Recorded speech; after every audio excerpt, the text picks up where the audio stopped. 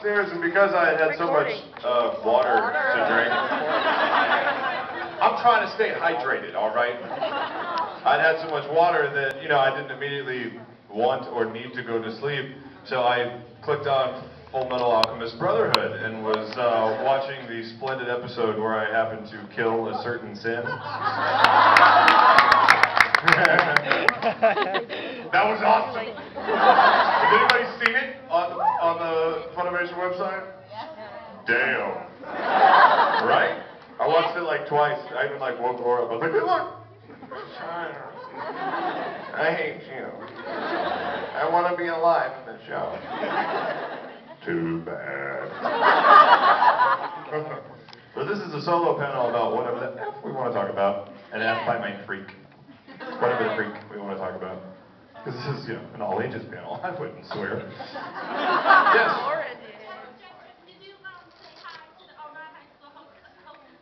Yes. On DeviantArt, yes. Get your thing ready.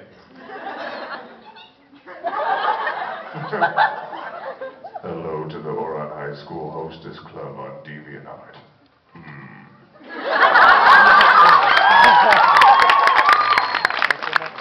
Fancy tuna. Or icy shells. I love how I said more in the DVD bloopers than I actually did in the show. It's close. It is close. I told Caitlin, I said this before, that if we just recorded me saying like 33 different ways, I'd never have to go in again. I would be done. There'd be an episode where I actually said a human word, and I was like, whoa. He's so expressive today. Yeah, right here. My daughter's the one that got you the frisbees. I forgot to let you know that. Oh, we got the frisbee. We were throwing around. Yeah, she told me to ask you about Ginkgo from Mushishi. Mushishi, yeah. She said she wanted to know how you actually like that, stuff like that. You know what? Ginkgo was a huge departure from Mustang, just because, you know, Mustang doesn't whisper all the time. Ginkgo's like this extremely mellow, mushy master, and the story itself is awesome because it's like a circular plot. There's no real beginning to the series and no end. Each episode is a self-contained story, and he just kind of like helps the people along the way. Like there's a new main character each and every episode, different story each and every episode. But it was such a departure because like every time we'd go in there, it was like you had to mellow out so hard because he just talks like this the entire time. It's like he's whispering into the microphone, and if you do this for 9 hours, it makes you very, very sleepy. So Mike McFarlane, who directed FMA, you know, was like, hey, I'll direct you on Mushishi as well. And like after the second day of talking like this the entire time, I'd look out the window and you'd see him kind of just go. Mike! That was great. What'd you say?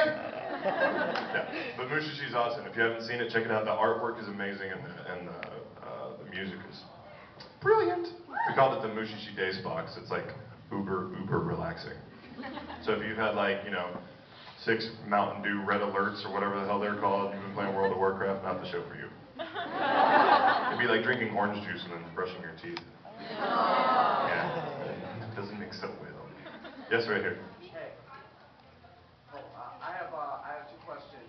First of all, yes, everyone knows who is Roy, but you were awesome as Guile in Street Fighter 4. Yes, Guile in Street Fighter 4. Thank you. My first question is, what is your what is your absolute favorite line that you did as Guile in Street Fighter 4, and do you play as him very often if you play the game? Well, everybody knows like Sonic Boom. The one I heard the most was because it's just the one he says every time that you fight somebody. It's like, mission start. I'm like, wow. There's so much emotion in that line. Mission start. Boring. Actually, I tried playing with Guile, and I just learned that I'm probably the worst Street Fighter 4 player ever. Because I like got out the manual, I'm like, all right, let's kick some ass. Alright, I get the manual and I see like the, you know, swirl button plus this, and I'm like,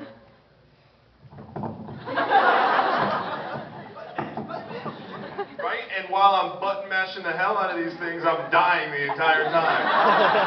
I might score like a lucky bitch smack, like, like, oh, I hit him! I hit myself. Yeah, like it's all terrible. I'm the worst fighter ever. whatever. I like Dulcian because he reaches out like really far, you know, so I just stay in the back and just go, or Blanca, and he just, you know, electrifies people. That's all I do, I just sit there and Laura's like, really? You're just gonna do that the whole time? You know, if it's not like on infinity time mode, it's just a stalemate. She's like, I'm not going near you. So you slowly start inching towards her. You force her to like jump and she misses and you get her and you're like, ah! That works. And secondly, the second question I had is, yesterday, which Batman were you? I know somebody else asked us, they're like, by what was it? By law, I'm required to ask you which Batman you are. I was the crappy Batman. There was no specific era or genre I was paying homage to. I had a duct tape symbol on my chest. That was the point, was that our costumes were entirely from American Apparel. So I had gray women's tights, a gray flannel long sleeve shirt, some weird like yellow stretchy belt that was also from there, black kitchen rubber gloves and like a cape, and the cowl was the most expensive thing. That was like $30.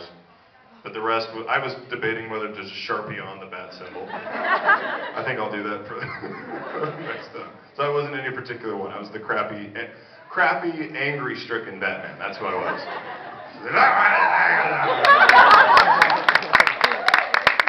Can you sign my...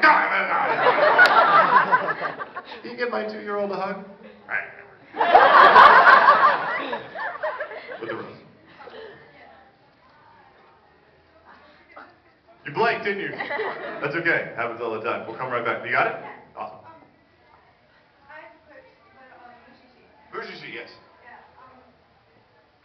What was the most, because I know Nico has like 0 emotion. Yeah. What was the most emotion-filled line you said? Well, I mean, and to be clear, it's not that he doesn't have any emotion. He does have emotion because who's seen Mushishi? Any of the episodes? Yeah, he's got emotion. He comes from like a very complicated background. He's just very at peace. Like he's always got a rolled up something that he's smoking. And while there's no comment on exactly what that is, I'm just saying he sees strange things that nobody else is seeing. He's like, I'm a mushi master. Do you want to see him? Just saying. Just saying. The first time I saw that, I was like, is this supposed to imply something directly? Rabbits don't start. Okay.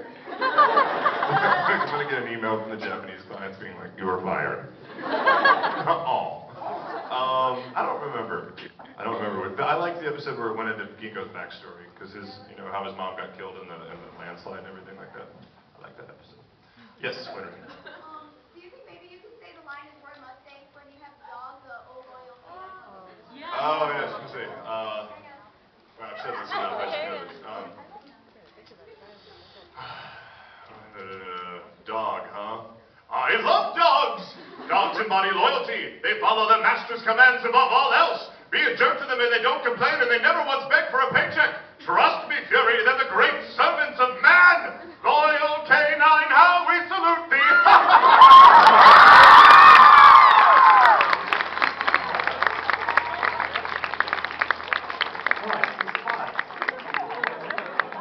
A lot of breath on that line. Yeah, that was a completely cracked out episode. Did you know the I love dogs line was a total joke, and they kept it? I don't know if you've ever heard this, but like, we got to that part, like, if you notice in the Japanese, he's like, Ine! But it's not that big. So when we got to it, Colleen was actually directing that episode, Colleen Quickenbeard. I was like, how do you want to do this craziness?